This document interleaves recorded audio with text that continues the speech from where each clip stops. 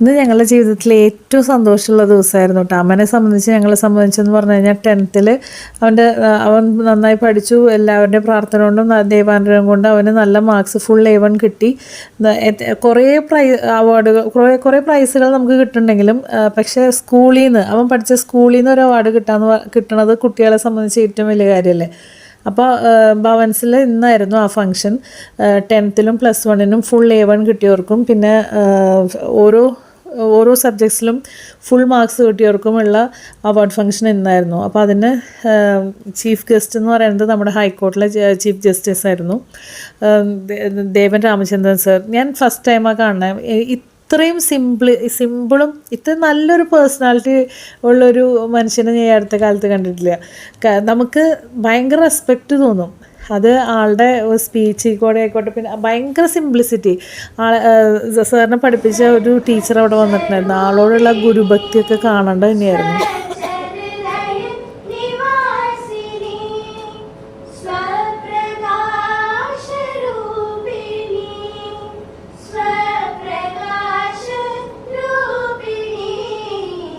ഈ പ്രെയർ പാടിയിലെ ഏറ്റവും ചെറിയ കൊച്ച് അറ്റത്ത് നിൽക്കുന്നത് നമ്മുടെ playback singer സിത്താരയുടെ മോളാട്ടാ.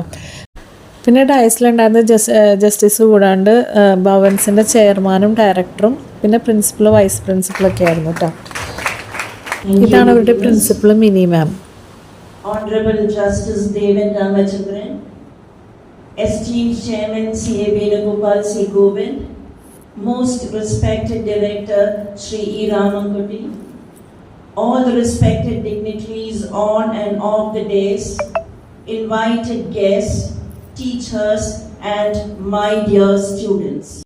2025 results, we had a total of 249 students who appeared for the board examination, of which 239 of them scored distinction, which is 95.98% of our standard 10 students have scored distinction.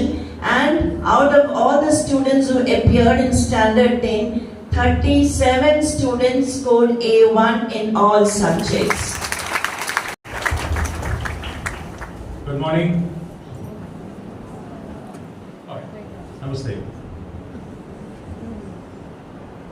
Okay, standing here, really, I understand why they say time flies. I was in the school as a student for the last time about 45 years ago. Wonderful feeling to come back here. Great feeling. As BCG sir said, once a Bhavanite, always a Bhavanite. ജസ്റ്റിസിന് പോകാൻ തിരക്കുള്ളതുകൊണ്ട് തന്നെ speech കുറച്ച് നേരം ഉണ്ടായിരുന്നല്ലോ. പക്ഷേ എനിക്ക് speech കേൾക്കാൻ basically വലിയ താല്പര്യമില്ല. പക്ഷേ ഇത് കഴിയലേ നമുക്ക് തോന്നിപ്പോകും. അത്രയും നന്നായിട്ടായിരുന്നു ആളുടെ പ്രസൻറ്റേഷനൊക്കെ കാര്യങ്ങളൊക്കെ. ഞാൻ പറയല്ലേ, നമുക്ക് ഭയങ്കര റെസ്പെക്റ്റ് തോന്നുന്ന ഒരു പേഴ്സണാലിറ്റി. അത് കഴിഞ്ഞ് ടോപ്പേഴ്സിന് മാത്രം 10th +2 ടോപ്പേഴ്സിന് മാത്രം അവാർഡ് കൊടുത്തിട്ട് സർ പോയി. കാരണം കോട്ട് 10:15, അപ്പോൾ 10:10 എത്തണം എന്ന് പറഞ്ഞിട്ട് ഇവിടുന്ന് പോയി 9:45 ആയപ്പോഴേക്കും.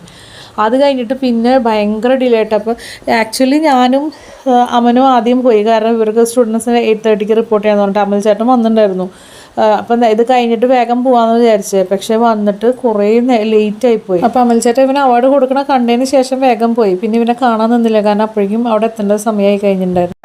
In artificial intelligence and A1 in all subjects. He received the prize instituted by PTA College Alankara.